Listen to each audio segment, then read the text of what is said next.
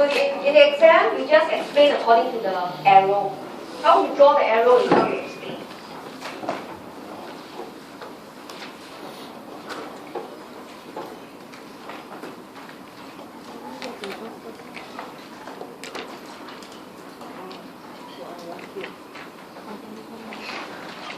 Okay, don't take too long. In fact, I think 10-20 seconds you can finish already.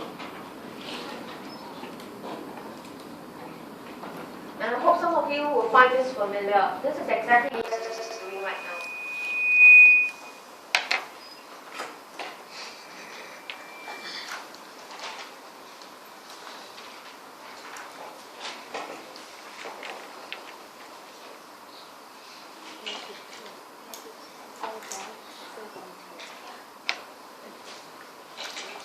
Government buy bonds from us.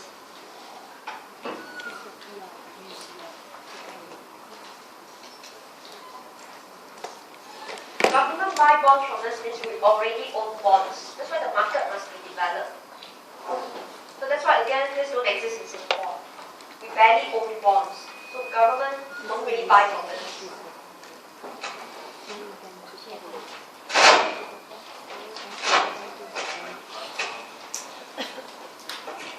Okay, so see carefully, look at the direction. Government buy bonds from us means we sell to government. Okay, sell bonds to government. Okay, how you put the arrow doesn't matter as long as you yourself understand. Okay, so we sell bonds to government, government will pay us. Okay, then deposits goes up. Alright, so if deposits goes up, R goes up, means the monetary base H grows. But at the same time, right, you issue more loans. So in this case, when government buy bonds, the H increase, the money supply increases. Okay, so when government buy bonds means we are the one already have bonds in our hands, we sell to government. Right, so the question is, government has to pay us. Right? Where does the money come from? Where is the funding? Right? And most likely government printed money. Okay? So one way to pump money into the country is through buying bonds. Right? But what is US doing is slightly different. They relate directly to the banks. Okay? So central bank with the banks. Okay? So banks sell bonds to government. Okay? So again, the central bank has paid money to the banks. The ER goes up. Okay? Right now. In actual fact, the central bank did not give hard cash to the banks. Right? The central bank, okay, in fact, mathematically increased the R. Okay, so see it this way. Right? Let's say your R, don't copy this, this is just for your understanding. Let's say each bank, the R should be $1,000. So banks has to pay, central bank has to pay the banks, right? Okay? He will top up for him to become, say, 10,000. But you only need to keep 1,000.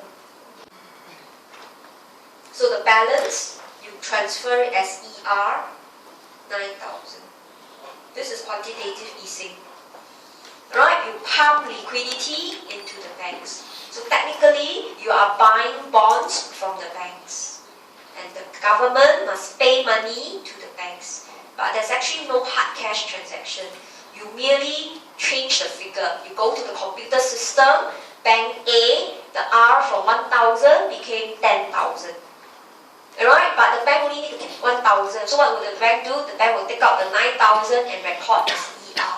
And the bank will therefore lend out.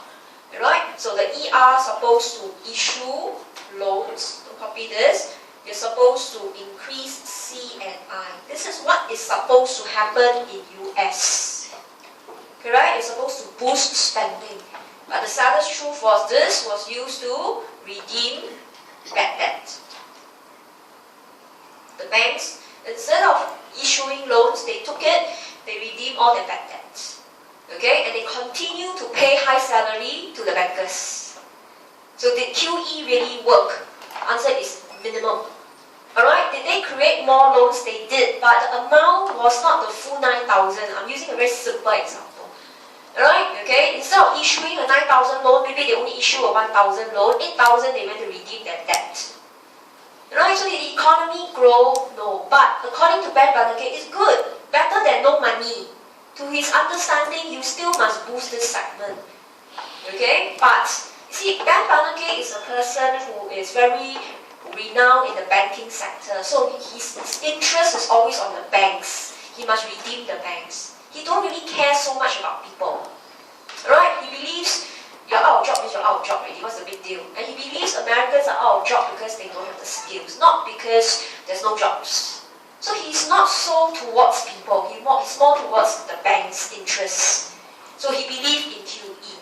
Right? So, of course, if you read the news over the week, this Janet Yellen, she may step up as the new chairman. She still believes in QE. She still believes we must pump liquidity into the banks. But her focus is on people. Alright? She wants to make sure, alright, the liquidity will be pumped into funding for spending, more for the banks. So that's why when she is nominated, the stock market pick up. People are optimistic. They believe she is a reformer. So some people say, how come she's reforming when the policy is exactly the same? It's because she's pushing for a bigger agenda. Right? She's interested to create employment for people because if you issue loans, the firms will operate, they will expand, you create jobs. This is what is supposed to happen. Okay? Alright? But you see, the problem with the situation is the bad debt in the banks are growing. So every time when you pump in liquidity into the banks, you still need to fill up the hole. The hole is bottomless. That's the scary part. Okay? And we got so used to QE already. Right? We're very used to it because it's literally very easy. Just go to the computer and change the number. Just put one more zero like that. It takes seconds. Yeah, but it's not solving the problem. Okay, so we must be a bit careful. Now, highlighting to you, you're not tested QE in the exam, but just to show you, this is your open market operation. It's actually quantitative easing. Okay, alright, in a very much simplified manner. So the US government did print money, and on top of that, they also pump in money into the banks. So the objective, based on our topic, is to increase H, increase money supply. Okay, so let's go back to page 24. So the explanation is given in your notes here. So don't worry, this is just to show you the steps of analysis, but answers are very short. Okay, so when government buy bonds, this is what you did. It means sell to government. It's called expansionary open market operation because your monetary base, the R will go up. Because we collect the money, deposits increase, R increase. Then because your ER went up, your money supply also goes up. Okay, so government buy and sell of bonds is known as open market operations. It's supposed to taper with your monetary base as well as your ability to issue loans. Alright? Okay, so in this case, money supply can increase or decrease. Okay, but there is an assumption. Alright, you must have an existing bonds market. Alright, government sell bonds, we must buy. Government buy bonds from us, we must already own. It must have an existing bonds market. Okay, and such market existed in US, UK, alright, Japan, etc. But not Asian economies. Okay, Asian economies, this market is not developed. So this open market operation is not used by us, mainly in US, UK, Japan. Alright, because people are used to buying and selling bonds. Okay, but you don't see it in Singapore. Very rare. Okay, the transaction is usually Temasek Holding and government, that's all. Okay, alright, periodically if you look at the newspaper, government do advertise. But we plainly ignore it.